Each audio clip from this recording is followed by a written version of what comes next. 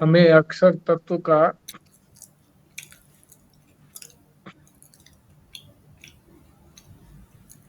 स्वरूप कई दिनों से बता रहे हैं, विस्तार से समझाया जा रहा है। छठे श्लोक से प्रारंभ किया था। छठे श्लोक में क्या बताया उन्होंने, क्या मंत्र, छठे श्लोक में, छठे मंत्र में क्या कहा उन्होंने? यत तद्र तद अदृश्यम अग्राह्यम अगोत्रम अवर्णम अचक्षुः श्रोत्रम तद पाणिपादम नित्यम विभुम सर्वगतम सुसूक्ष्मम तद अव्ययम तद भूत योनि परिपश्यन्ति धीरा। इसी मंत्र की चर्चा चल रही है। प्रारंभ में बताया था कि उसे हम किसी भी ज्ञानेंद्रिय के द्वारा नहीं जान सकते। देखने का अर्थ है जानना। और किसी भी कर्मेंद्रिय के द्वारा उस तत्व का ग्रहण नहीं हो सकता।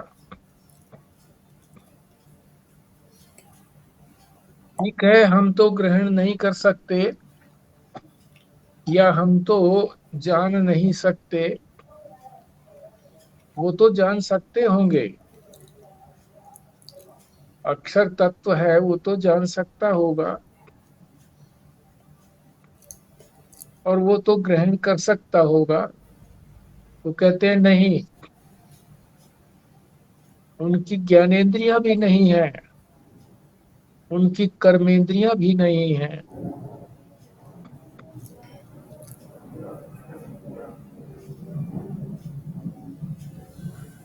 तो फिर उनको कैसे जाना जाएगा?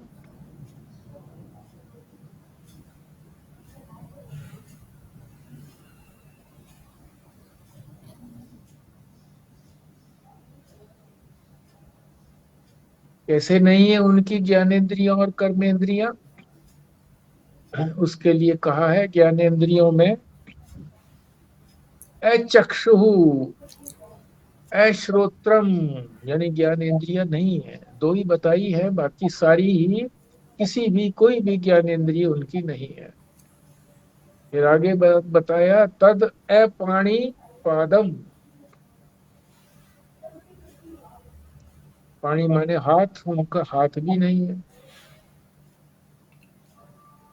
पादम पैर भी नहीं है। तो ना तो हम उनको जान सकते और ना ग्रहण कर सकते, और वो भी हमको न जान सकते ना ग्रहण कर सकते। तो फिर तो बात कुछ बनी नहीं। शून्य में ही खड़े हो गए। तो कह रहे नहीं, पग बिन चलई सुनई बिन काना, बिना पैर के चलते हैं, बिना कान के सुनते हैं। कर बिन कर्म करई विधि नाना, हाथ नहीं है पर नाना प्रकार के कर्म करते हैं, सभी प्रकार के कर्म करते हैं।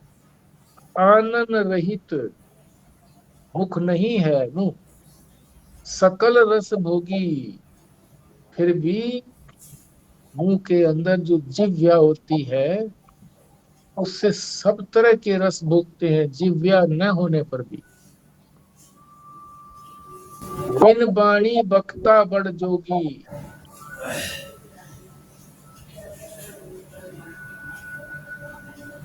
जिह्वा से बोल भी नहीं सकते हैं, वाणी भी नहीं है, फिर भी खूब बोलते हैं। तन बिन परस, शरीर नहीं है फिर भी स्पर्श इंद्रिय है, स्पर्श करते हैं। नयन बिन देखा, बिना आंखों के देखते। गहही घ्राण, बिन बास अनेक अशेषा, सभी प्रकार की गंधों को बिना घ्राण इंद्रिय के होते हुए भी सूंघते हैं। अस सब भांति अलौकिक करनी, इस तरीके से उनकी ये करनी जो है ये बड़ी अलौकिक है, ऐसा संसार में देखा नहीं गया। महिमा जासु जाई नहीं वर्णी, उनकी महिमा का कोई वर्णन नहीं हो सकता।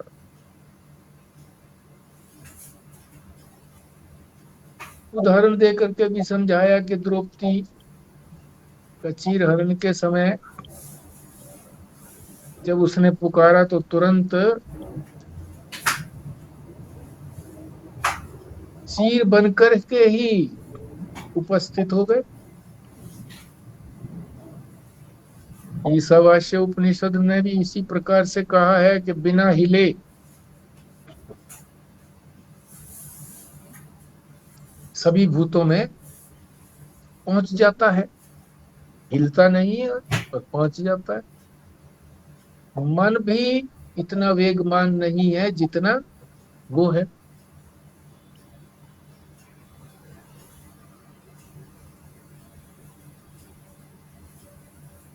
इंद्रियां भी उसको पकड़ नहीं सकती, क्योंकि वो पहले से ही वहां विद्यमान है। गीता भी इसी तरह का समर्थन करती है कि समस्त इंद्रियों के और ज्ञान के गुण और ज्ञान उसमें है, किंतु उनमें कोई इंद्रिय नहीं है। सबसे वो असंस्पृष्ट है और सबको धारण करते हैं और सबका पोषण करते हैं। निर्गुण होने पर भी गुणों के भोक्ता है। फिर और आगे बता रहे हैं,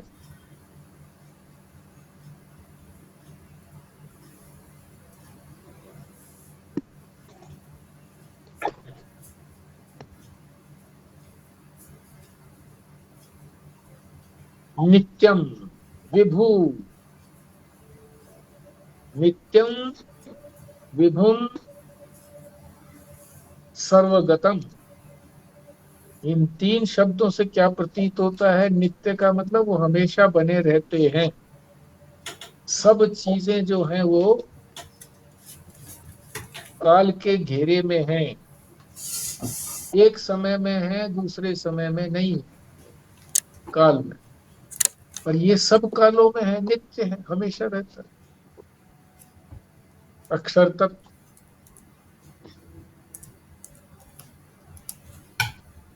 फिर वो विभुम से बताया। विभुम का मतलब व्यापक, सब स्थान में है, कोई स्थान ऐसा नहीं है जहां वो नहीं है। और तीसरा बताया सब वस्तुओं में है। इन तीन शब्दों से क्या प्रतीत होता है कि वो काल, देश और वस्तु, इन कौन सा पेज है? अभी कौन से पेज पेज नहीं, पे है? अभी पेज नहीं शुरू किया। काल, देश और वस्तु से छोटा नहीं होते, अपरिच्छिन्न, परिच्छिन्न नहीं है, अपरिच्छिन्न रहते। यही तीन, देश, काल और वस्तु, सबको बांटने में समर्थ हैं, छोटा करने में समर्थ हैं, पर ये तीनों जो हैं अक्षर तत्व को सीमित नहीं कर सकते, बांट नहीं सकते, छोटा नहीं कर सकते। फिर आगे आया था सुसूक्ष्मम। देश काल वस्तु ये बहुत सूक्ष्म है, और ये अक्षर तत्व जो है वो उससे भी सूक्ष्म है। यहां तक हम कर चुके थे कल तक। आज यहीं से प्रारंभ करते हैं। Page number 76। इसमें है तद अव्ययम।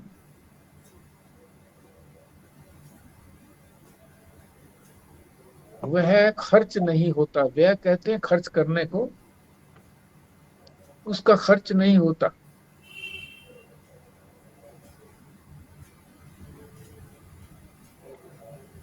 और दूसरा अर्थ है उसका कि वो विकारवान नहीं है, यानी विकृत नहीं होता है। सब सड़ता गलता नष्ट होता नहीं है, विकृत नहीं होता, विकार नहीं होता उसके अंदर। और सब चीजें विकृत हो जाती हैं। कैसे बताया?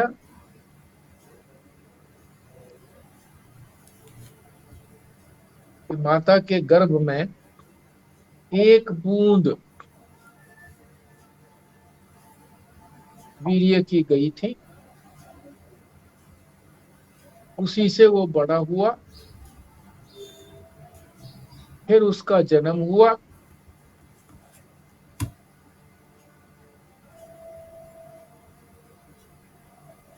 और फिर वो मजबूत होने लगा युवावस्था में, और फिर प्रौढ़ अवस्था के अंदर धीरे धीरे क्षीण होने लगा, और वृद्धावस्था के अंदर अति क्षीण हो गया। जितनी भी शक्तियां थी इंद्रियों की, अंतःकरण की, मन बुद्धि चित्त अहंकार की, वो सारी शक्तियां क्षीण हो गई धीरे धीरे।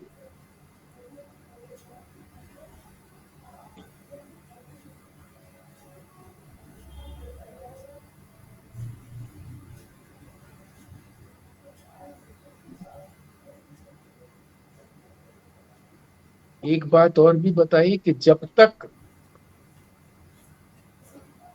कोई वस्तु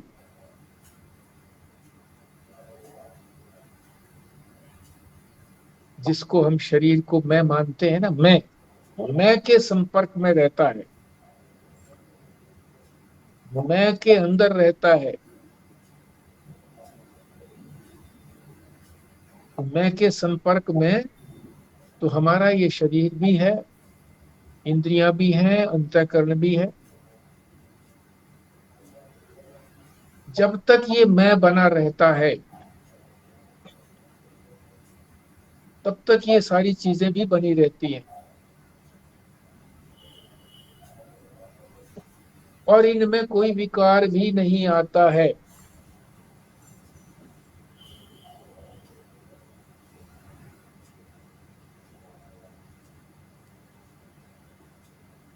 जहां ये बाहर निकला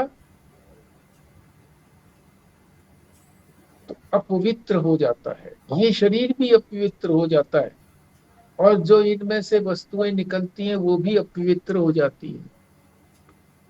नाखून जब तक हमारे चिपके रहते हैं इस शरीर के साथ तो वो एक अंग है, और जहां वो बढ़े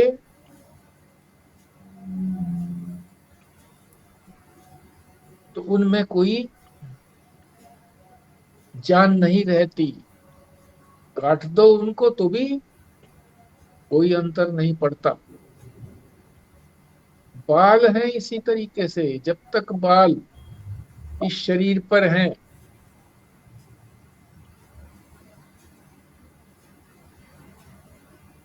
शरीर कोई अशुद्ध नहीं होता। जहां बाल इस शरीर से अलग हुए वहीं उसको अशुद्ध कहने लगते हैं। नाई के यहाँ जाते हैं, वो बाल उतारता है, कुछ बाल रह जाते हैं तो कहते हैं कि जब तक स्नान न कर लिया जाए, इन बालों को हटा न दिया जाए, तब तक कुछ नहीं करना, कोई पवित्र कार्य नहीं करना है।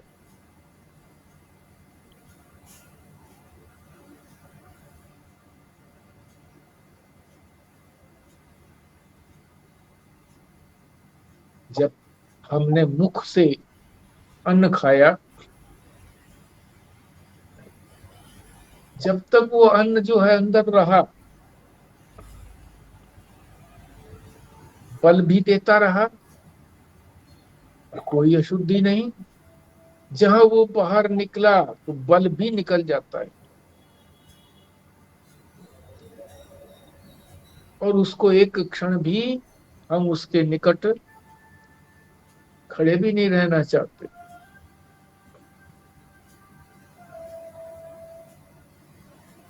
ये क्या कारण है? वो अक्षर तत्व जो है इस शरीर में विद्यमान है, आत्मा के रूप में बैठा है, तभी ये सारी चीजें संभव होती है।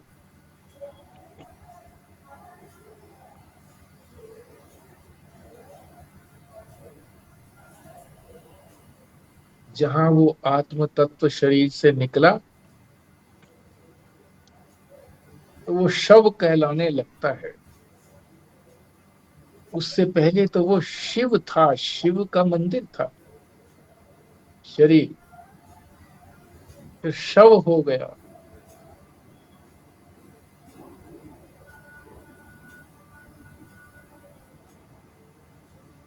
तो ये उसकी अक्षर तत्व की महिमा को बताया जा रहा है कि वो अव्यय है, उसका कुछ नहीं बिगड़ता, वो खर्च नहीं होता। बाकी सब चीजें समय के अनुसार घटती रहती है, बढ़ती रहती है, परिवर्तित होती रहती है, वो अपरिवर्तित रहता है। सभी वस्तुएं परिच्छिन्न हैं, वो अपरिच्छिन्न है। सभी वस्तुएं सीमित हैं, वो असीमित है।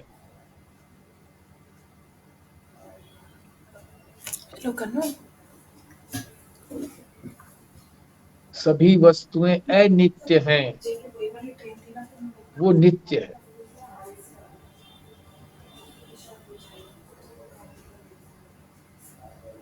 अव्यय का और भी अर्थ बताया है।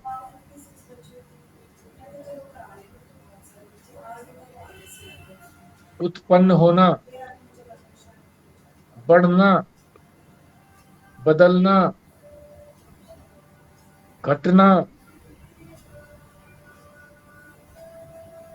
फिर रहना और नष्ट होना। इसको जो शास्त्रीय शब्दों में कहते हैं, जायते,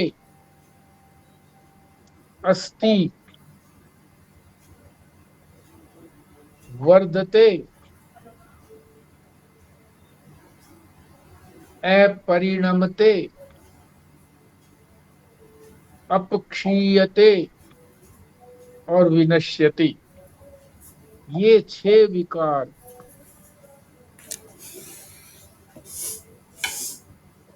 सभी पदार्थों में है।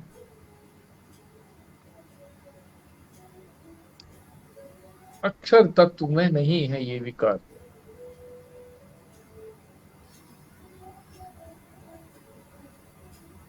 वो अक्षर तत्व अव्यय है, कमी नहीं आती, बदलता नहीं है, हमेशा बना रहता है, कोई उसको छोटा नहीं कर सकता, सर्वत्र व्यापक है।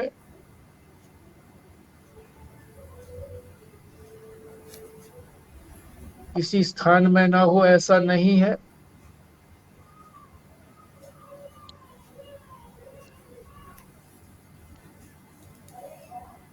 वो जो अक्षर तत्व है वो तो ज्ञान ही है। ज्ञान कहो उसको, चेतन कहो, अक्षर कहो, एक ही बात है। महात्मा लोग कितना उपदेश करते हैं,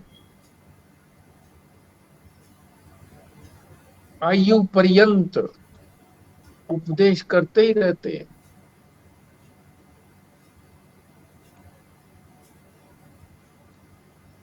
तो उनका तो ज्ञान कम हो जाता होगा, खर्च हो जाता होगा, कह रहे नहीं, ज्ञान खर्च होने वाली वस्तु नहीं है, ज्ञान तो बढ़ता है। बढ़ता भी नहीं है, ज्ञान उसी के समान ही बना रहता है। लगता है कि वो ज्ञान बढ़ गया और वो बुद्धि के अंदर ग्रहण ज्यादा हो गया, इतनी ज्यादा बात है बस। ज्ञान में कोई न कमी आती है न बढ़ोतरी होती है। बुद्धि की ग्रहणशीलता बढ़ जाती है ज्ञान दान करने से। किसी भी चीज को हम प्रकृति को देंगे, समष्टि में को अर्पित करेंगे, और समष्टि हमको उससे अधिक देती है। ज्ञान दान हम देते हैं तो ज्ञान वापस हमारे पास आता है, हमारी ग्रहण करने की शक्ति बढ़ जाती है, ज्ञान में कोई परिवर्तन नहीं आता।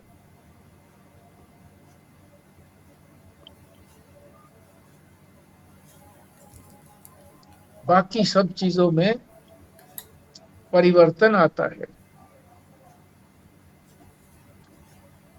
शरीर भी खर्च होता है, शरीर का भी क्षय होता है। धन भी, कहते हैं कितना ही धन संग्रह कर लो, एक दिन वो समाप्त हो जाएगा। कुएं भी खाली हो जाते हैं गांव में, ऐसा कहते हैं। स्रोत बंद हो गया नीचे से तो कुआं खाली हो गया, बार बार उसको निकालते रहे।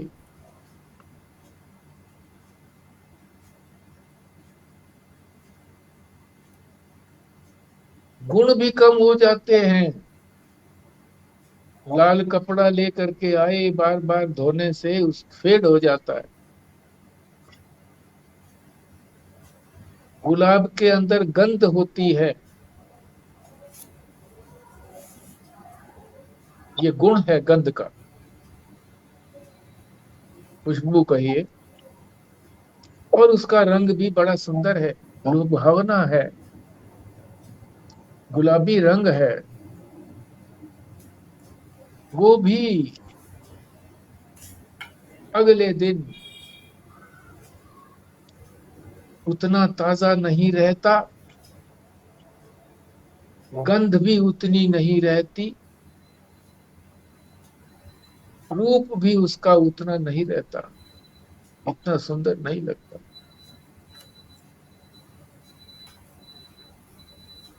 फिर और ढंग से भी कहा गया है अक्षर तत्व के बारे में, परमात्मा के बारे में,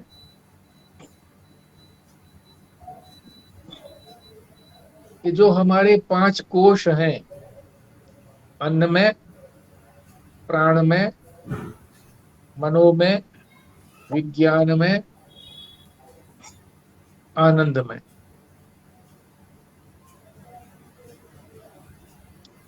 इन कोशों में कोई न कोई कमी रहती है। सीमित हैं ये, अपना अपना कार्य अपनी सीमा में रह करके करते हैं। परंतु जो इन पंच कोशों से अतीत है, उसकी कोई सीमा नहीं है। पांच कोशों वाला काम भी उस अक्षर तत्व की उपस्थिति से ही संपन्न होता है।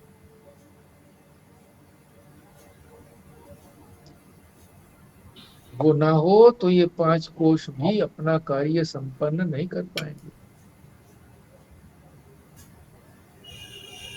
देह, तीन देह है हमारी, स्थूल देह, सूक्ष्म देह और कारण देह। स्थूल शरीर कहो, सूक्ष्म शरीर कहो, कारण शरीर कहो। स्थूल शरीर तो हम देखते ही हैं सब। सूक्ष्म शरीर 19 तत्वों का है, ये भी परिवर्तनशील है।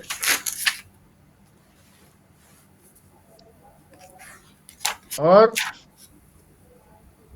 कारण देह, अज्ञान,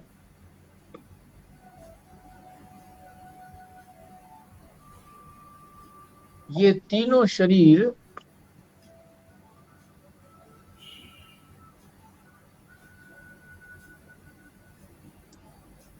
व्यवहारिक हैं, पारमार्थिक नहीं है। पारमार्थिक जो है वो इन तीन शरीरों से अतीत अक्षर तत्व है, परमात्मा है।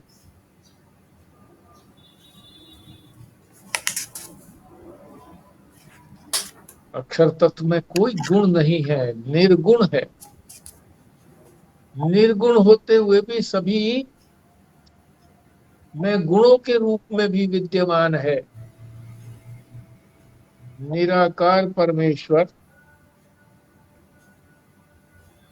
गुण रूप से निराकार है, ब्रह्म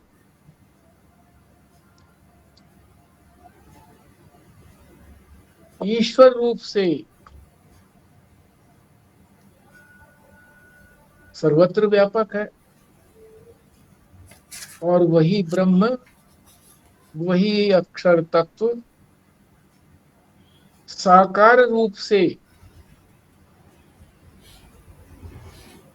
राम कृष्ण आदि अवतारों में विद्यमान है।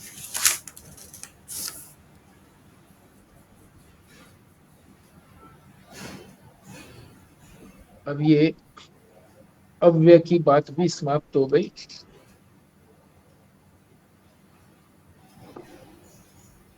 तो ऐसा जो अक्षर तत्व है, सबको नहीं दिखता है। कौन देख सकता है इसको? तो उसके लिए इस मंत्र में ही कहा गया है, यत धीरः भूत योनि परिपश्यन्ति।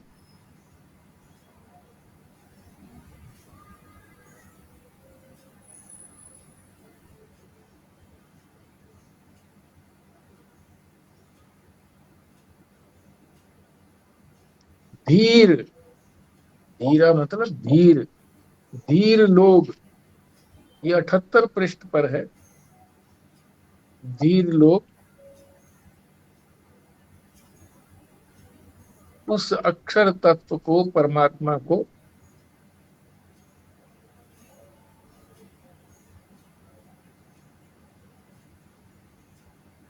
जो सारे भूतों की योनि है, अक्षर तत्व परमात्मा सारे भूतों की योनि है, अर्थात उससे निकला है। योनि से ही तो निकलती हैं सारी चीजें। जैसे कहते हैं ना, मातृ योनि, गर्भ जो है माता की योनि से निकलता है।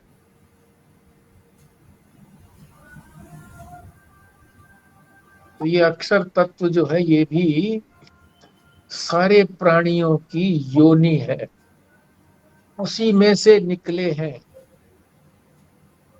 अर्थात योनि का मतलब कारण है, जिससे जो चीज निकलती है उसको कहते हैं कारण।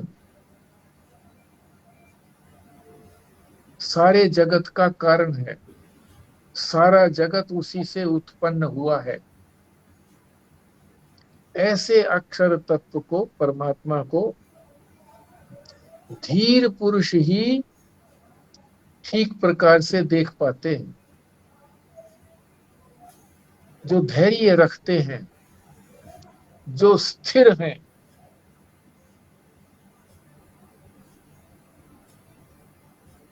धीरा को आगे समझाया है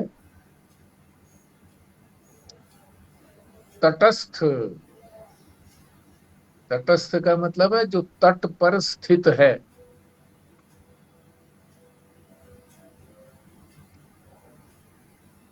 तटस्थ पर जो स्थित हैं उनका दर्शन धीर को ही होता है, जो धैर्य रखता है।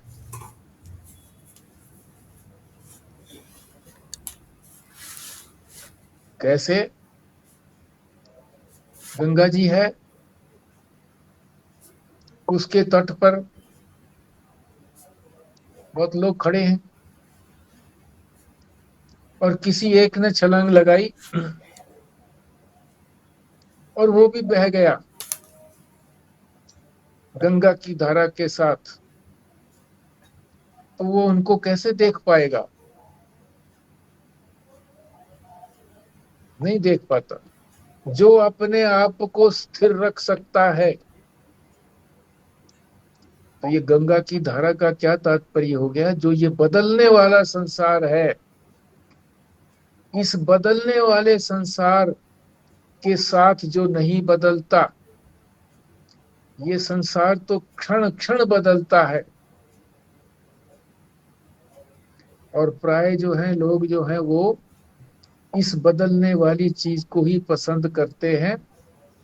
ना बदले, अगर ये स्थिर रहे तो बोर हो जाए। वो उसके पीछे पीछे चलते रहते हैं, पिछला सीन चला गया, अगला सीन आया, वो फिर चला गया तो अगला आया, उसको देखते रहते हैं, उसी के साथ बहते रहते हैं, यानी बदलते रहते हैं।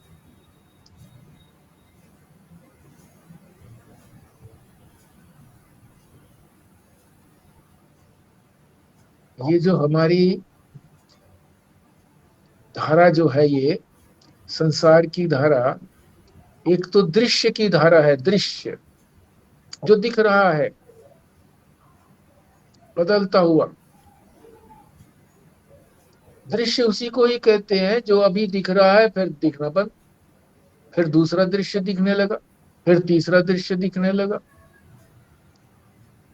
सम का उस समय में दिखाई देता, बस जितने समय में दिखाई देता है बस उतने समय में दिखता है, उसके बाद नहीं।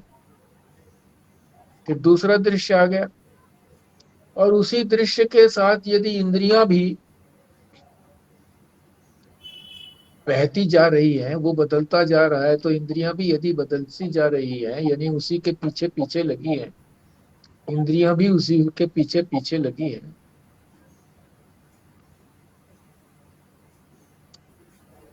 तो वो तट पर खड़े हुए को नहीं देख सकते, जो स्थिर है उसको नहीं देख सकते। स्थिर कौन है? अक्षर तत्व स्थिर है, उसको नहीं देख सकते। उसको तो वही देख पाएगा जो इस दृश्य की और इंद्रियों की जो धारा बह रही है, इसके साथ बहता नहीं है, आकर्षित नहीं होता है, वैराग्यवान है। वही जो है इस अक्षर तत्व को देख पाएगा, परिपश्यंती, भली प्रकार से देख पाएगा, सर्वत्र रूप से देख पाएगा। परिपश्यंती, चारों तरफ से उसको देख पाएगा। वही उस अक्षर तत्व परमात्मा के दर्शन कर सकेगा। जो अन्य के दर्शन में लगा हुआ है, वो स्वयं का दर्शन कैसे करेगा? जब अन्य से वैराग्य हो जाता है, अपने से अन्य, अपनी आत्मा से अन्य, जो भी है वो सब अनात्मा है, उससे जब वैराग्य होगा तभी तो इसको देख पाएगा। नहीं तो उसी की चकाचौंध में, उसी में ही लगा रहेगा। आगे फिर कहते हैं, ए शरीरम शरीरेषु,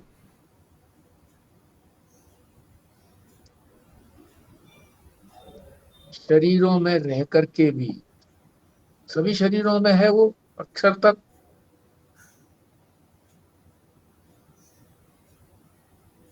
पर उसका शरीर नहीं है। बिना शरीर के वो अशरीरी है।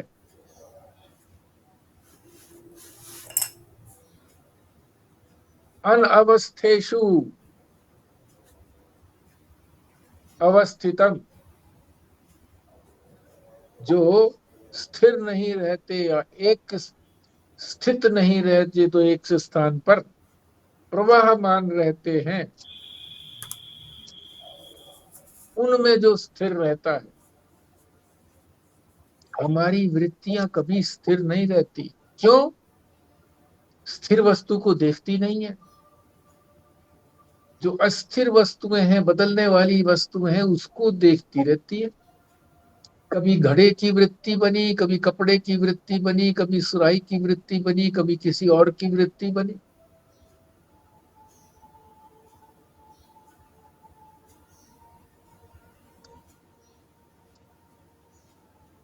जो बदलने वाली चीज है, विचल चीज है, वो जो वृत्तियां उन विचल चीजों को, चलायमान चीजों को देखती रहती हैं, वो उस अविचल तत्व को, जो विचलित नहीं होता, उसको कैसे देख सकती है?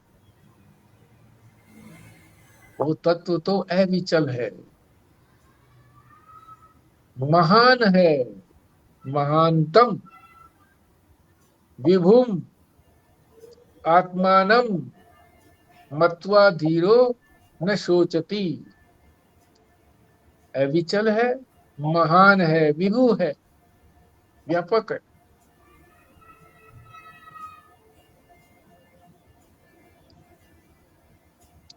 आत्मानम, अपने को मत्वा जानकर, धीर न शोचति, धीर पुरुष कोई शोक नहीं करता। कोई शोक होता ही नहीं उसको, क्योंकि उसका कुछ गुम होता ही नहीं है। जो अक्षर तत्व कीमती है, वो उसके साथ ही है, इसलिए विचलित होने का तात्पर्य नहीं है। अन्य किसी की चाहत उसे थी नहीं, जिसकी चाहत थी वो उस तत्व के साथ विराजमान है।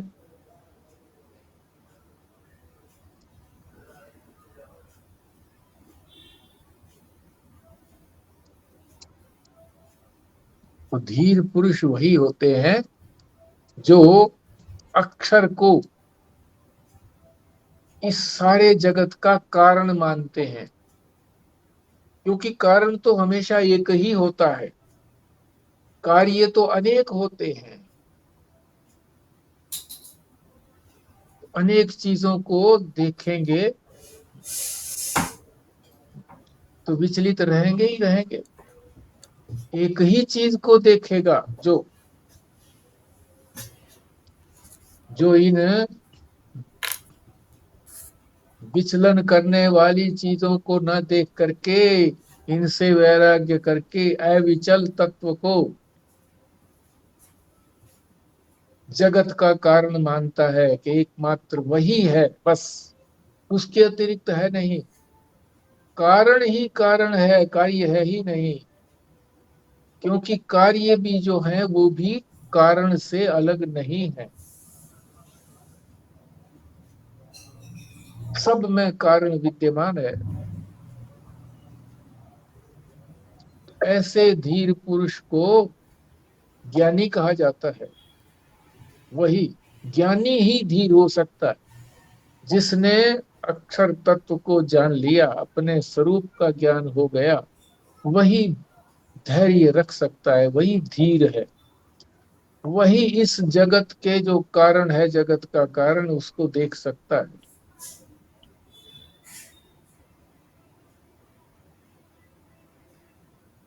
ये हम 79 पृष्ठ पर पहुंच गए हैं।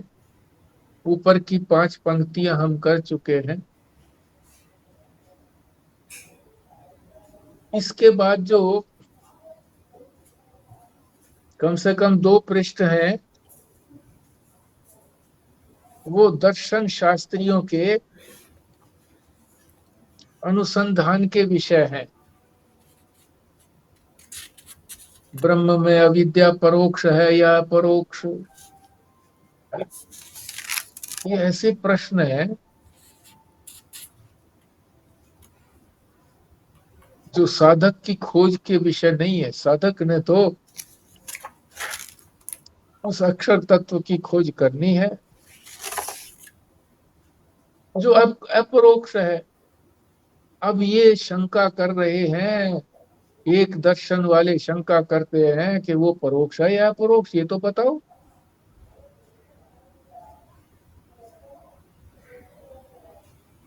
तो आपस में वाद विवाद होता है, तो इस विवाद विवाद में साधक को नहीं फंसना है, तो इसको छोड़ दिया जाना चाहिए, क्योंकि ये स्मरण भी नहीं रहेगा, बुद्धि को भी भ्रमित करेगा। तो मुख्य मोटी बात है वो समझ में आ जानी चाहिए।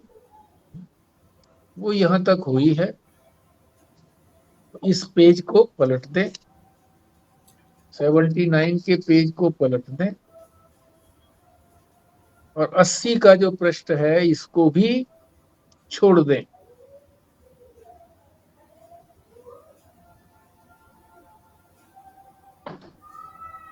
80 के पृष्ठ को भी छोड़ दें।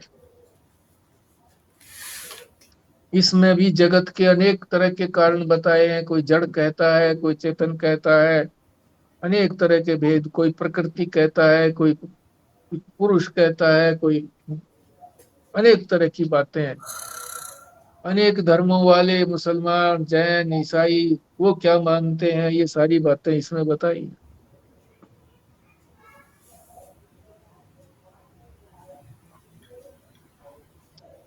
तो ये भी साधक के काम का नहीं है। ये तो जिसने खोज करनी हो, दर्शन शास्त्र के खोज में ही जो संलग्न हो, अपने अपरोक्ष की प्राप्ति का लक्ष्य ना हो, खोज में ही जिसे रुचि हो, उसके लिए ये है। तो ये 80 का पृष्ठ भी छोड़ दें।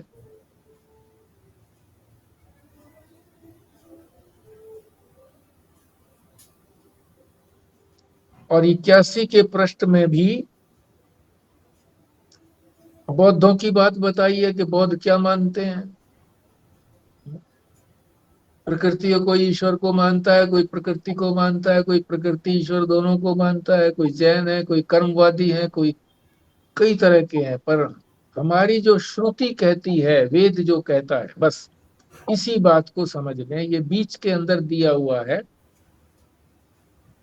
बौद्ध निरुपादानवादी हैं इसके बाद, लेकिन श्रुति जगत का उपादान अक्षर को, परमात्मा को बतला रही है, श्रुति। ये आप देख लें, ये कहां पर है, बीच में है।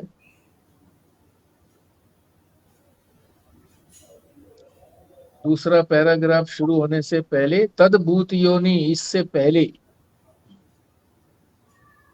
एक पंक्ति है, उसमें लिखा है लेकिन, मतलब वेदांत का मत बता रहे हैं, वेद का मत बता रहे हैं, उपनिषद क्या कहता है।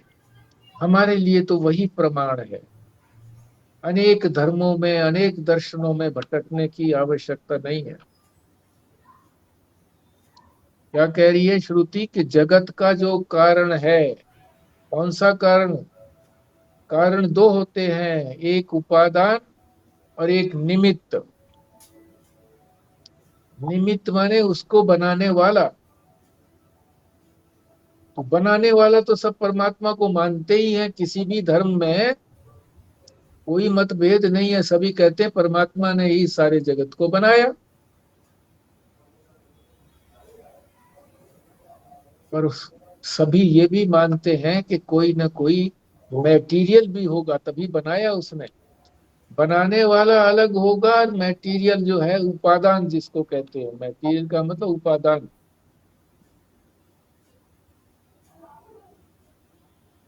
जिससे वो वस्तु बनी, संसार बना।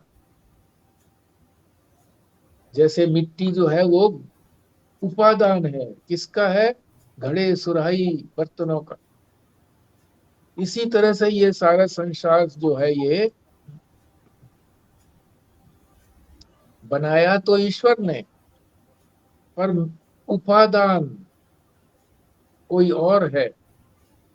पर वेदांत ये कहता है कि ये अक्षर तत्व ही, परमात्मा ही, ब्रह्म ही, यही उपादान कारण भी है और निमित्त कारण भी है। मैटीरियल भी वही है और बनाने वाला भी वही है। ये निष्कर्ष वेदांत ने साधक को दिया कि इस निष्कर्ष पर दृढ़ रहो। और ये पहले समझा भी चुके हैं कि कैसे दोनों एक साथ हो सकते हैं। जैसे मकड़ी का बताया, पूर्ण, उसको पूर्ण कहते हैं शास्त्र की भाषा में। स्वयं ही अपने में से ही निकालती है जाला और अपने आप ही बनाती है, और फिर अपने आप ही उसमें घुस भी जाती है।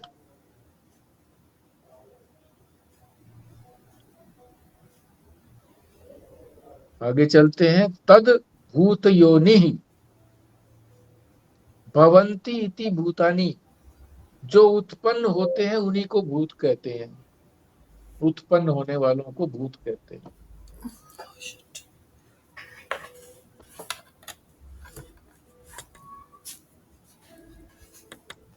और जो उत्पन्न होते हैं वो मरते भी हैं, मरण धर्मा भी है।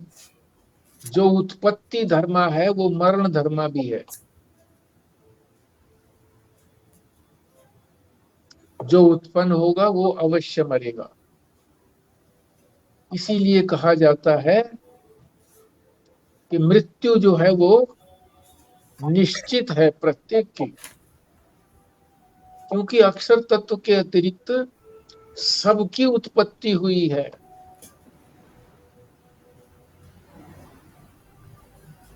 तो एक वाक्य है, जो फरा सो झरा, यानी जो फल लगा, पक गया, तो गिरेगा नीचे, झरेगा।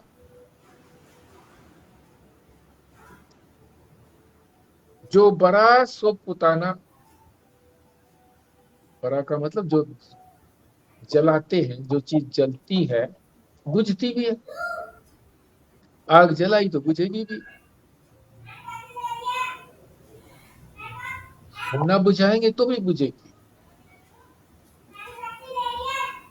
यत दृष्टम तद नष्टम। जो भी चीज दिखाई देती है, दृश्य है, वो बदलेगी और नष्ट भी हो जाएगी। यत जन्यम तत् अनित्यम। जिसका जन्म हुआ है वो नित्य नहीं है, हमेशा रहने वाला नहीं है।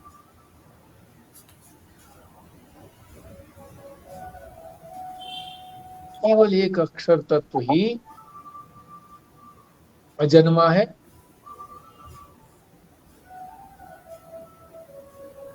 अदृश्य है।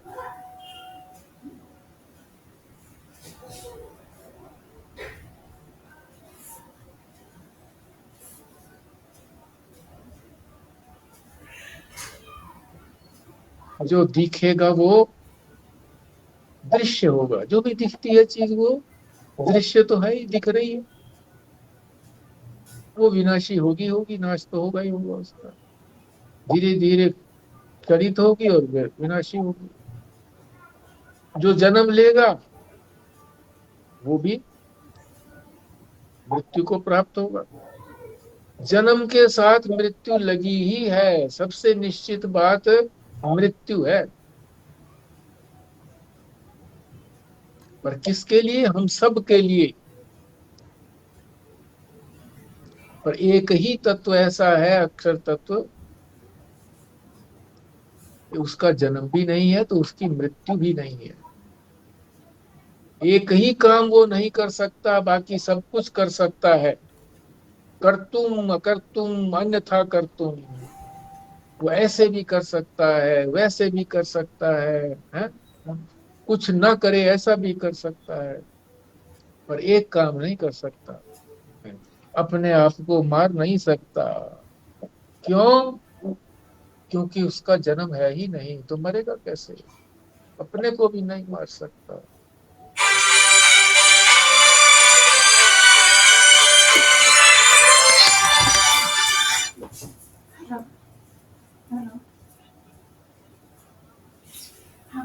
ये बदलने वाली चीजें तो भूतकाल का विषय हो जाती हैं, भूत में चली जाती हैं।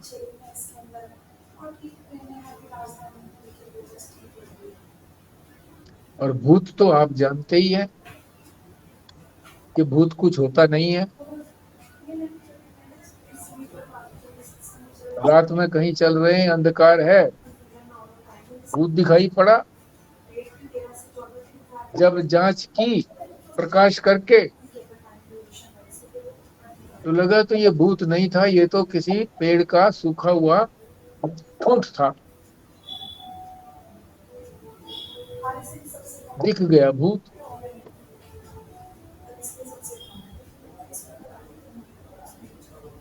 रस्सी में जो दिखाई पड़ता है, सर्प है, माला है, जो भी कुछ दिखाई पड़ता है वो सारी जांच करने के बाद मिलती नहीं है, भ्रम से दिख रही थी। तो सर्प जो था वो भ्रम रूप था,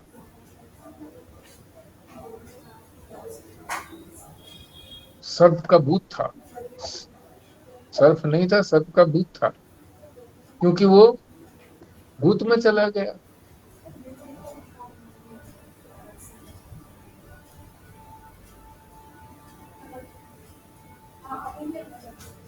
तो यही इसका हम विश्राम लेते हैं। भूत को थोड़ा सा और आगे भी समझा रहे हैं ये।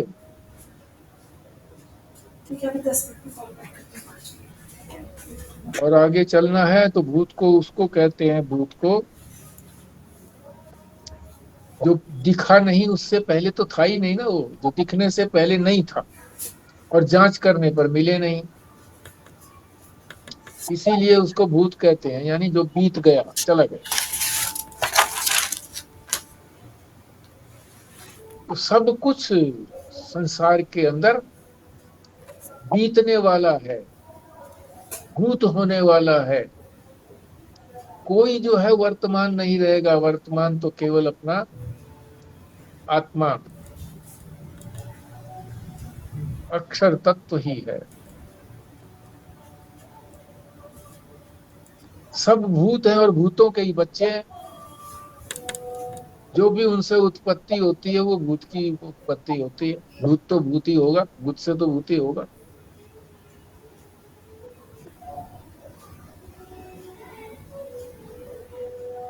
वर्तमान कोई नहीं है इनमें से, हमेशा रहने वाला कोई नहीं है। ये सब अहंकार के विकार हैं, अहंकार के कारण ही ये विभिन्न प्रकार के दिख रहे हैं। गलत चीज को देखना ही तो अहंकार है। अभिमान कहो, अहंकार कहो, गलत चीज को देख रहे हो। पांच महाभूत, इंद्रियां, ज्ञानेन्द्रियां, कर्मेंद्रियां, मन और बुद्धि, ये अहंकार के ही विकार हैं। सबसे पहले अज्ञान से जिसकी उत्पत्ति हुई, वो उत्पत्ति हुई अहंकार की। और फिर अहंकार के ये सारे कच्चे बच्चे आ गए, अंतःकरण आ गया, इंद्रियां आ गई, सारा संसार आ गया।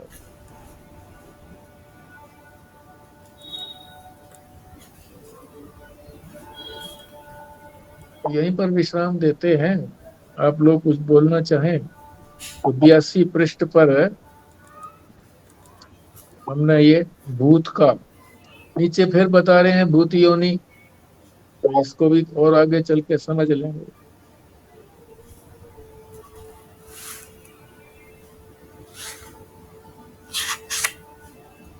हाँ जी।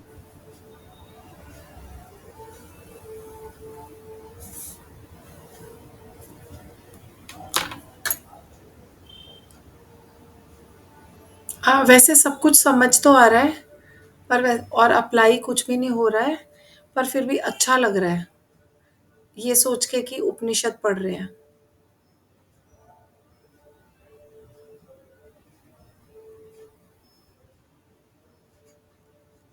ठीक है, समझ आना एक स्टेप तो है, मगर परिणाम नहीं देगा ये।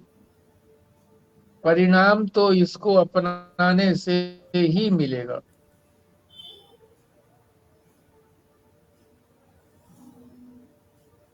और ज्ञान में जो है वो अपनाने की बात केवल निश्चय भर करना है। जानने से निश्चय नहीं होता, निष्ठा बनानी होती है। जब तक हम उसको जानते हैं, ठीक है जानते हैं, और जब तक उसकी निष्ठा नहीं बनेगी परिणाम नहीं देगा। निष्ठा को भी स्वामी अखंडानंद जी ने बड़े विस्तार से समझाया है।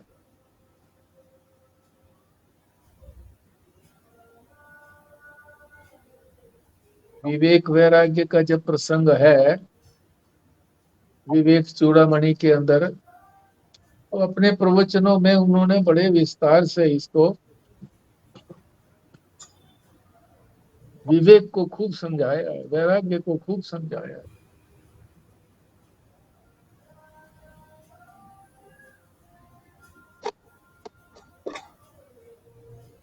आपको भी समय मिले तो आप भी YouTube पर स्वामी अखंडानंद जी की उसको अपने में वो कर लेना, वो क्या बोलते हैं उसको, जो नीचे आती है ना वो इसमें सब्सक्राइब। सब्सक्राइब, सब्सक्राइब नहीं, नीचे कुछ और होता है। वो सारा जो है वो फिर उसी में आने लगता है।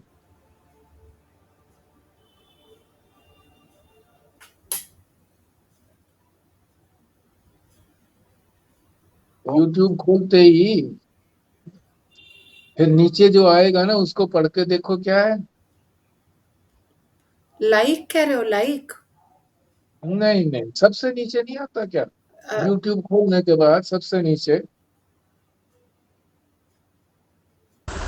नोटिफिकेशंस में आ जाएगा सब्सक्राइब। नहीं नहीं नहीं, वो तो सब्सक्रिप्शन हो गया, अलग हो गया।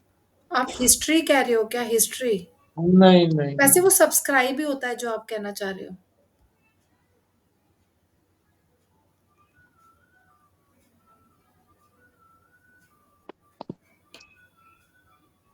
अब मैं इसको अपने में कर सकता हूँ क्या ऐसा? ये अब ये आप जो कह रहे हो ना, स्वामी अखंडानंद जी की कौन से वाले प्रवचन की बात कर रहे हो? आप उसमें से एक शेयर कर देना, यहाँ पे ग्रुप पे शेयर करके ना, नीचे जो शेयर आता है उससे आप ग्रुप पे भेज देना। ठीक है, ठीक है।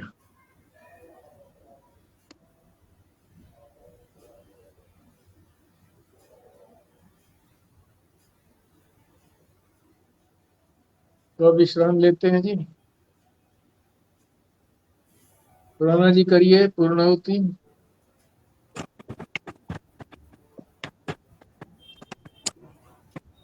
जी। ओम भद्रं कर्णेभिः शृणुयाम देवा, भद्रं पश्येमाक्षभिर्यजत्रा, स्थिरैरङ्गैः स्तुष्ट्वां सस्तुभिः व्यर्षेम देवहितं यदायु। ओम शांति शांति शांति।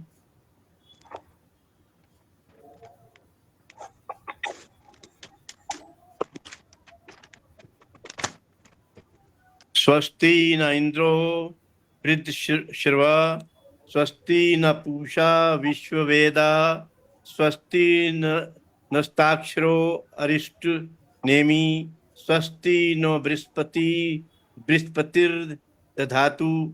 ओम शांति शांति शांति। नारायण नारायण नारायण। स्वस्तिकति ये अखंडानंद सरस्वती जी की बात हो रही है। हाँ जी, हाँ जी, उन्हीं की बात हो रही है। हाँ हाँ हाँ। वो तो काफी सारी वीडियो है, मैं अभी करते करते ही देख रही थी। हाँ, पता नहीं वो कोई स्पेशल बोल रहे थे ना कि वो वाली करनी है, या कौन सी कह रहे थे, मुझे मैं सुन नहीं पाई बीच में। नहीं, कुछ बताया नहीं उन्होंने, बस अच्छा। पूरा नहीं बोला था। हाँ, तो बहुत होंगी इनकी, तो इन्होंने तो बहुत बोला है, हाँ बहुत जी। प्रवचन दिए हैं काफ़ी सालों तक। हुँ, सुबह ठीक। 9:30 बजे आता है जी विश्वात्मानंद जी का लाइव, आधे घंटे का गीता के ऊपर प्रवचन कर रहे हैं। आजकल 9वां अध्याय 10वां अध्याय शुरू हुआ है। एक एक श्लोक लेके वैसे ही व्याख्या करते हैं। कहाँ पे कर रहे हैं संजीव भैया? यूट्यूब पे आता है जी, लाइव आता है 9 बजे, 9:30 बजे से उनका शुरू होता है। अच्छा। मैं ग्रुप पे डाल दूंगा उसका जो लिंक है जिस पे आता है करके। जी, जी, जी।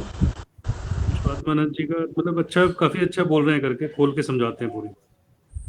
जी, ठीक है।